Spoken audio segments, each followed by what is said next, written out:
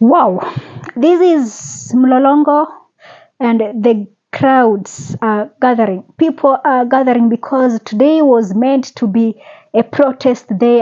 This is very good. This is very good. At least we have to remind these people that they've oppressed us enough, and enough is enough. Enough of all these. So this is very good if you ask me, and I hope by the end of today we'll gather. Of course, we'll get videos from across the country to see how it went down in Mombasa, in Kisumu, in Eldoret, Nakuru, and of course Nairobi. So I like the fact that Kenyans right now they are all singing "Ruto must go" and "One Term." This is a song that we should not forget this song, because Ruto doesn't care. I've said it and I'm going to say it again, and I will say it again and again. Ruto doesn't care. He doesn't care whether you go to bed angry, whether you fail to pay school fees, whether your business is collapsing, whether you cannot afford rent, Ruto doesn't care. He doesn't care. Ajali. This is something that you should know. And for him, everything is all about politics. Even non-Kenyans are saying, nah, these fuel prices are so high. Do something about it. For him, he doesn't look at it like, okay, these are a Kenyan complaining, a struggling Kenyan complaining. It's like, it's about politics. These people want me to do to. He's just a man who is there. And the truth of the matter is this. When Ruto came in 2022, on when Ruto was seeking to be the president of this country, Ruto had some ambitions, his personal ambitions. And Ruto wanted to achieve these ambitions through a presidency. He knew that once he became the president of this country, what he wanted to achieve will be so easier. So for him, it is all about his interest. It was no longer about Kenya and the people and the economy and student. No. It was never about that. And that's why we are saying right now, even if you cry, even if you jump, even if you don't, he doesn't care. Because his intentions were not to help this country. His intentions were to help himself. From 2022, from way back, when he started seeking this presidency thing, his intentions were so clear in his mind that I want to take over this seat and do my thing. That's why every sector, there is no sector that Ruto ajaingiza kichwa.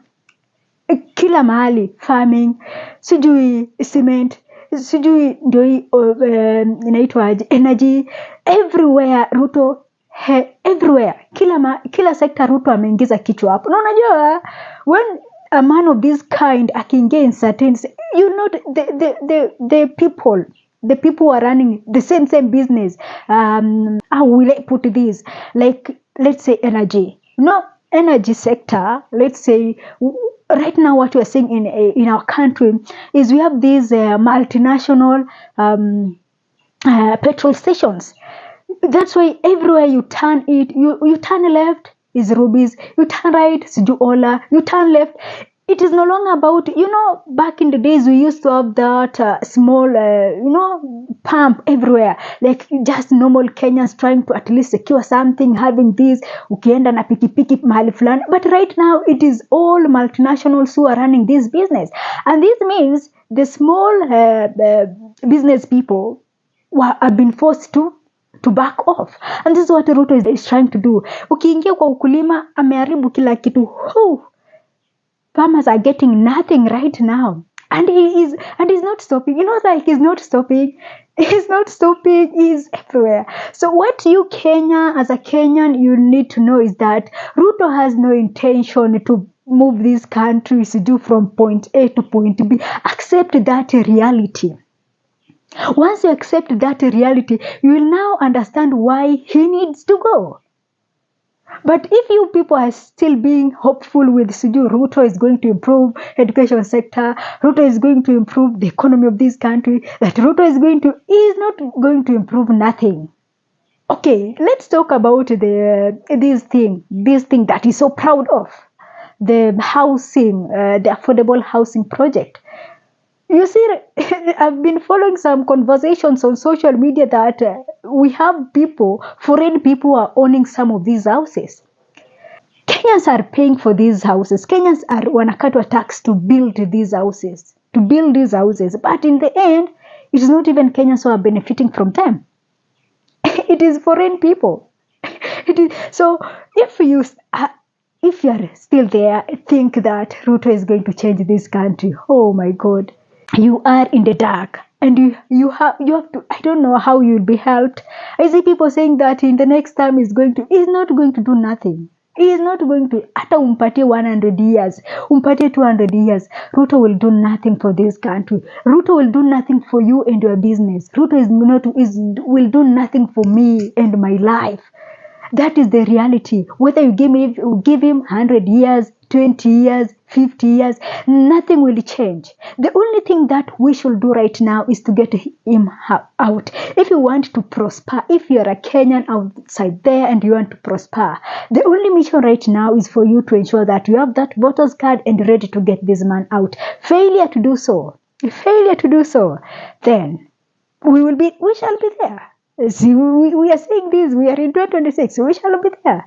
Try him, give him the second term that you think that he's going. Nah, he is not. The intentions were not there. It was never about Kenyans. It was never about Kenya. It was never about Kenya and Kenyans, and it will be never about Kenyans and Kenya. This is the reality that you should accept as a Kenyan. Now, what next? You know what to do next. You know what to do next. The power is in our hands. We saw what happened in 2024 during the protests, and in 2025, the man was so panicked. We can do it. I see that they are trying to run these narratives that he will steal, he will do this, he will steal, will do this and this and that. No. Don't accept that. Don't accept to be deceived. Don't accept to be manipulated. It will get out. Just get in the right numbers. We have the numbers. It is upon you to decide what you want. But me, if you want to convince me that he will do something, you're nakata. It is not going to happen. It will never happen, because for him, it is all about his interest. The man is here to ensure that after, I don't know how many years he wants to be here, that he is the richest man in the world. He is looking for richness and all this, having money everywhere and all this, having all this. I don't know. But Kenyans, accept this reality and now know what to do. Failure to do so, you will cry, man. We will cry, because we are dealing with a man with no conscience, a man with nothing, a man who is like, he doesn't care. He doesn't care. He doesn't. If you think he cares about, he doesn't. People who are stealing billions meant for patients, people who are bringing down education sector, and we think that these are people who care. Nobody cares. In this regime, nobody cares. So you know what to do. You want better for this life and better for your life, you know what to do. So protests, of course, will be happening in several parts of the country today. Let's wait. I'll keep you updating. But for now, I can see Mlolongo is picking up, expecting the CBD to also rise up. I'm speaking a lot from today's protest, and I'm sure that by the end of today, the message will be out there. Thanks for watching. This is Sophia Live.